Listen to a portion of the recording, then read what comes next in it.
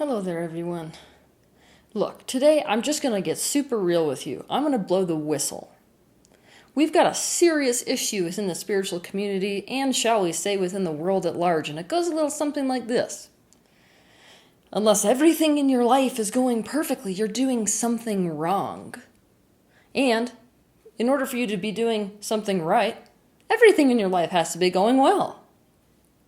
Pretty much the second that we decided, or figured out, shall I say, that mind creates reality, and pretty much the second we realized that law of attraction was the basic principle that our entire time-space reality operated according to, we took that to the worst possible scenario. And what we did is, we made that mean I have to focus positively 24 hours a day and feel good all the time, or else my entire life is going straight down the tubes. We became spiritual perfectionists to the degree that we were actually more self-loving when we were unconscious and believed the world was separate from us and that bad things just happened to us. So essentially, we believe that everything's about positive focus and feeling good, and that if we aren't feeling good, we're out of control and failing miserably. The law of attraction is essentially the law of mirroring. It was a genius construct we came up with for this time-space reality because it would enable us to become more self-conscious than ever before. How genius is that? That whatever is inside me is going to reflect externally so I can actually see it and recognize it. Genius idea, right? Awesome. But almost everything comes with a catch. The catch is, if your external world isn't perfect, whose fault is it? Your fault. So much of the stuff that reflects in our external reality are things within us that we actually have no conscious awareness of until it shows up externally. We call this post-manifestational awareness. But let's just say you do recognize something because it shows up externally, even when we become consciously aware of it. As we all know, it's not that easy to change.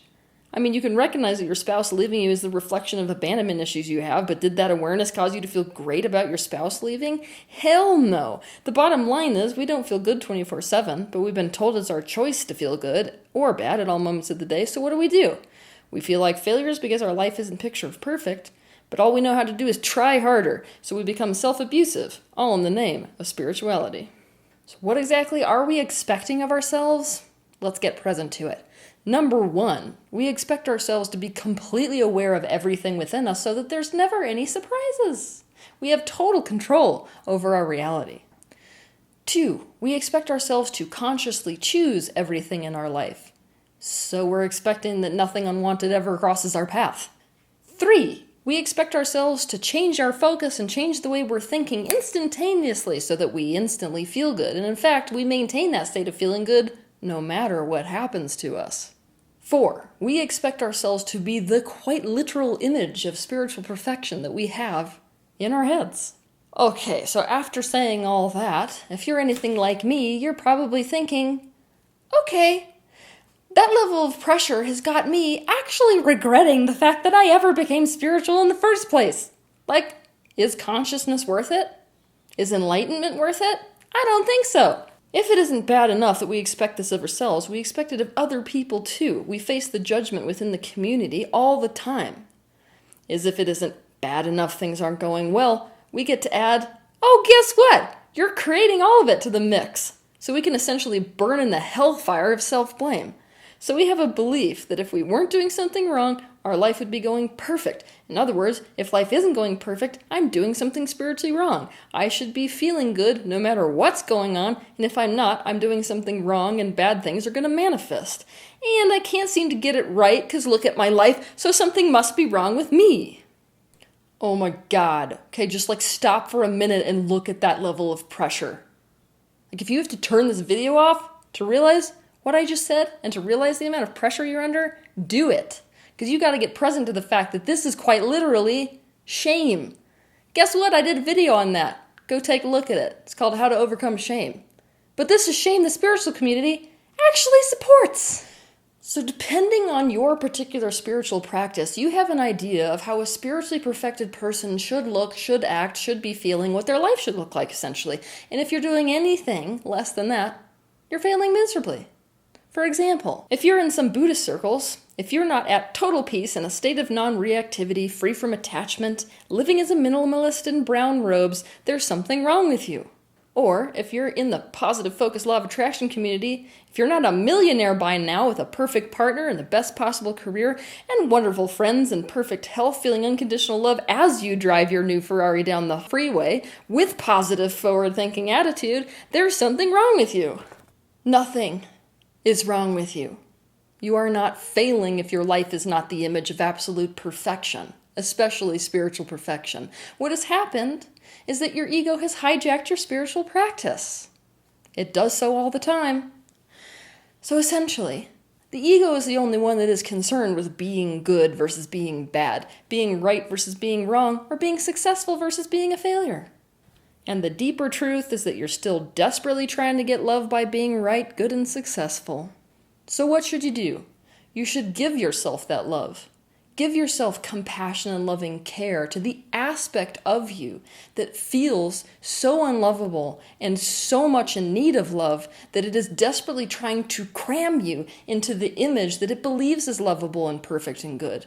That perfect image of the person who is spiritually enlightened, the person who has it all, the person who's doing life right. Realize that you're dealing with yourself the same way adults in your childhood did. You're expecting perfection from yourself in order to believe that something is right and lovable about you. Sit down and have a come to Jesus moment about the pressure that you're actually putting on yourself. You have to realize what you're actually expecting from yourself. For example, there's a major difference between actually feeling forgiveness and expecting yourself to feel forgiveness. I'm going to give you a personal example. A while back, when I had one of these come-to-Jesus moments about the pressure I was actually putting on myself, I realized that as a spiritual teacher, I thought that it was really important, in fact, I expected it from myself, that I would feel good no matter what happened. I mean, I was in a total state of absolute joy regardless. And if I wasn't, that meant something was wrong with me.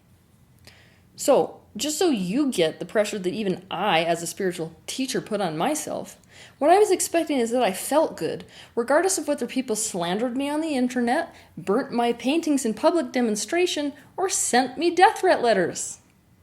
That's super fair.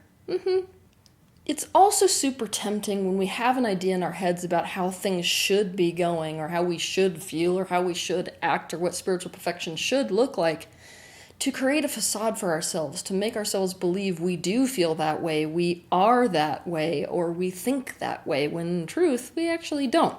We have a word for this in the spiritual business. We call it spiritual bypassing. So if you have this issue with putting a hell of a lot of spiritual pressure on yourself, you can believe that the door is wide open for you to fall into the trap of spiritual bypassing. For this reason, I want you to actually watch my video on YouTube titled Spiritual Bypassing. It is tempting to look at people who you think fit the stereotypical image of your definition of spiritual perfection, and to make that the new standard you compare yourself next to. But I need to break open this particular, shall we say, lie for you today. This is part of my authenticity movement. Guess what? Hate to break it to you, so much of it is total pretense. I'm around other spiritual teachers all the time. I cannot believe how much pretense exists amongst those of us who are selling to you the idea of the perfect spiritual person, or the perfect ideal way of living or life. It actually made me nauseous when I entered this particular sphere. Now, think about this for a minute. You may think to yourself, you know what, no, I'd actually be able to tell. Would you? Would you know if I hadn't just quite literally flat out told you that I have an issue when the people who are, my hate groups essentially, when they're focusing their negative energy at me or slandering me, would you expect that makes me feel bad? Or if I didn't say anything, would you expect that I have such a transcendent perspective as a spiritual teacher that it would not affect me at all? You don't know what's really going on with other people when they don't flat out tell you. And most people won't flat out tell you because they don't want to be seen as failures. And so you assume you're the only one that can't get it right. Here's another story. When I first entered this particular sphere, the spiritual teacher sphere, and I started interacting with other spiritual teachers, they would come up to me all the time and say, I love what you're doing with your authenticity movement. It's so brave. It's so cutting edge. It's so awesome. And I'd say, why aren't you doing it? Do you know what they'd say to me? It's too risky. Because if people actually saw how we felt and the stuff that happens behind the velvet curtain, they wouldn't listen to our message. And guess what? They're right. A lot of times, people, they will hear the truth about what's going on behind the velvet curtain with those of us that are supposed to be spiritually perfect, and they say, wow, that person feels negative emotion in this scenario, and they shouldn't if they had such a transcendental perspective, so I don't really want to listen to what they have to say.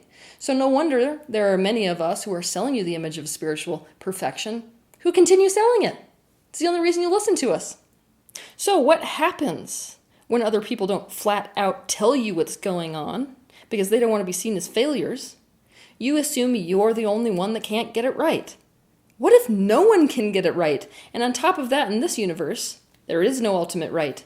Let that sit in for a minute.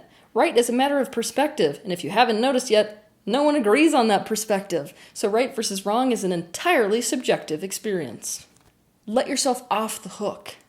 There is no way to get it wrong. Why? Because there is no writing in the sky that says what's wrong. Have you noticed that yet? If you knew what was wrong and knew what was right, it would be pretty freaking easy to live your life right. But that doesn't exist. So if you can't get life wrong, then you can't get life right. That can either cause you pain or it can set you free. What if you stopped expecting yourself at this very minute to feel good? Because feeling bad doesn't mean there's something wrong with you. Would it be okay not to feel good? What if you stopped expecting yourself at this very minute to have the perfect job or the perfect partner, to be a millionaire by now? Because not having those things doesn't mean something's wrong with you. Would it be okay to be where you are? Right now, at this minute, I want you to make a list of the things you disapprove of about yourself. To find that, all you got to look at is what do you expect of yourself that you're completely failing at? After you write that list for each point, I want you to find approval for it. If you can't do it on your own, involve other people in this process because they are all coming at this from a different perspective. Maybe they can see some angles you can't see. But what I want you to do is to think about this. How is it good, not just okay, how is it good to feel bad? How is it good to be reactive? How is it good to have no money? If you flat out disapprove of an aspect of yourself that is true in this moment, you're in resistance to what is, so all you get is more of what is. When you look at the things you expect from yourself or desperately want to reach, I want you to have another come to Jesus moment, but this time about why you want those things. Also, take a look at what you're trying to get away from to the opposite side of those things that you want. For example, a person may want a perfect partner because they want to feel a sense of being loved and valued, because to the opposite side, they hate the feeling of being alone with the feeling of being unlovable and worthless, which is the truth of how they actually feel about themselves. The bottom line is you have been trying to do it this way for a really long time, and in case you haven't noticed yet, it's not working.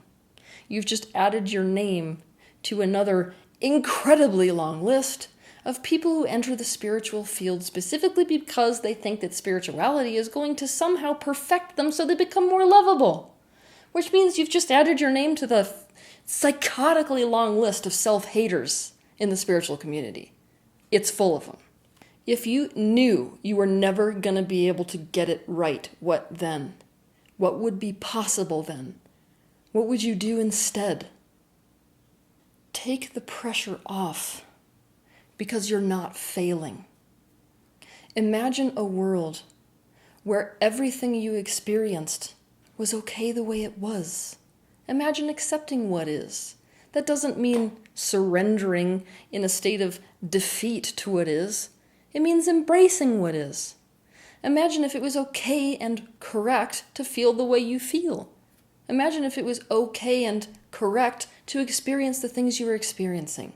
Imagine a world where everything, the way it is in this moment, was lovable the way that it is and valuable.